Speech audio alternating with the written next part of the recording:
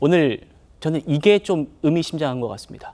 한동훈 대표가 오늘 부산에서 이렇게 말을 했어요. 김건희 여사와 관련된 얘기입니다. 들어보시죠. 친한계 의원님들 쪽에서 김건희 여사께서 활동을 좀 자제했으면 좋겠다는 뉘앙스로 발언을 하셨다는 보도들이 좀 나오는 것 같습니다. 저도 그렇게 생각합니다. 어떤 의원들이 뭐라고 말했는지는 전 몰랐는데 저도 그게 필요하다고 생각합니다. 내부에서 여사 기소까지 해야 된다고 여러 가지 의견들에 대해서 제가 하나하나 코멘트하는 할 필요가 있을까요? 자, 지금 김건희 여사에 대해서 그동안 한동훈 대표가 사과가 필요하다는 말은 했었습니다. 그런데 오늘 나온 얘기는 한 발 더 나간 겁니다. 김 여사가 공개 활동을 자제했으면 좋겠다라는 얘기에 대해서 저도 그렇게 생각한다. 이원종 의원님, 네. 이런 입장 낸 건 처음 아닙니까?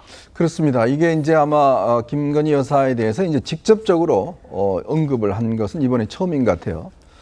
그나마 이제 여러 가지 지금 현재 벌어지고 있는 상황에 대한 이제 한 대표의 인식이 굉장히 엄중하다라는 생각이 듭니다. 왜냐하면 이제 김건희 여사 특검법이 지금 이제 일단 부결이 됐는데 4표의 지금 이탈표가 있었잖아요.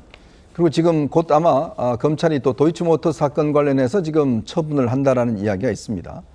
그리고 지금 명태균 씨, 김대남 씨 이 두 사람의 이 논란에 항상 등장하는 게 바로 이제 김건희 여사예요. 네. 특히 김건희 여사가 명태균 씨 전화로 직접 전화를 해서 김종인 위원장에게 이 윤 대통령 만나달라고 요구했다는 측면들, 뭐 이런 것들. 또 김대남 씨의 어떤 녹취록에 보면 대통령실 내에 소위 이제 십상시라는 사람들이 활동을 하고 있고, 또 이 사람들이 이제 김건희 여사가 자기보다 나이가 어린 어떤 참모진들을 적극적으로 좀 하고 있다라는 그런 주장이 있었지 않습니까? 물론 뭐 더 이제 확인을 해봐야 되고 사실이 아닐 수도 있습니다만은, 그러나 어쨌건 국민적으로 볼 때 지금 이 정부의 어떤 이 지지도를 낮추는 데 있어서는 김건희 여사의 활동이나 이런 것들이 굉장히 부정적으로 영향을 미치고 있는 것은 저는 뭐 사실인 것 같습니다. 자, 그렇다면 이 부분에 대한 지금 뭔가 대책을 세워야 되는데, 그래서 이제 한동훈 대표가 대통령에게 독대를 요청한 거 아니겠습니까? 근데 지금 독대를 거절했잖아요. 그리고 지금 이제 외유 이제 지금 해외 순방을 가 있습니다만은, 어쨌건 돌아오시면 이 부분에 대한 뭔가 대통령실에 정리된 입장이 필요하지 않을까. 그리고 지금은 이미 사과는 이미 물 건너갔다는 건데, 왜냐하면 사과 한 번 하는 게 그렇게 어려운지는 모르겠습니다만 지금까지 이걸 이야기하고 있지 않고 이제는 별 효용이 없다는 것이죠. 그렇다면 본인이 대선 전에 국민에게 약속했던 내조에만 집중하겠다는 이야기를 한번 한 적이 있지 않습니까? 이제 그런 부분들을 이제는 실천해야 될 상황이 되지 않았는가라는 부분을 이제 지적하는 것이기 때문에 아마 이제 순방에서 돌아오는 윤 대통령은 큰 숙제를 안고 지금 돌아오는 상황이 아닌가 싶습니다. 예. 친한동훈계 인사들이 뭐라고 했길래 기자들이 한동훈 대표에게 그런 질문을 했는지 들어보시죠. 그냥 당내에서 그 사과와 함께 지난번에 대선 과정에서 약속했던 것처럼 내조에만 충실한 정도를 다시 한번 약속해야 되는 것 아니냐. 그냥 뭐 마이크가 터지기 시작하니까 줄줄이 나오더라고요. 아, 그래요? 지금 우리 뭐 당과 정부에 대해서 민심이 워낙 좋지 않으니까 김건희 여사에 대한 특검을 해야 된다. 라던가 이런 것들을 이제 당이 주도해서 나가야 된다. 라던가 이런 발언까지 나왔어요. 김영주 의원님. 네. 저 얘기는 그 8일에 있었던 원외 당협위원장 오찬에서 지금 질의응답 과정에서 한동훈 대표가 얘기한 그 대목을 얘기한 것 같아요. 네. 한동훈 대표가 그때도 김건희 여사의 이름을 콕 집어서 이 문제 조심스럽게 다뤄야겠다 그러면서 결정의 시간이 다가온다는 표현을 했었습니다. 결정의 시간.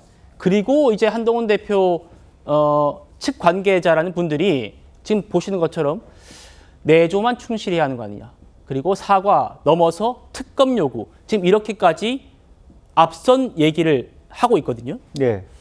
그러니까 소재는 김건희 여사인데 실질적으로는 소위 친윤계와 친한계가 공식적으로 갈등을 배제하지 않고 차별화 선언을 한다. 이렇게도 보여지는 어떤 대목이다 보여집니다.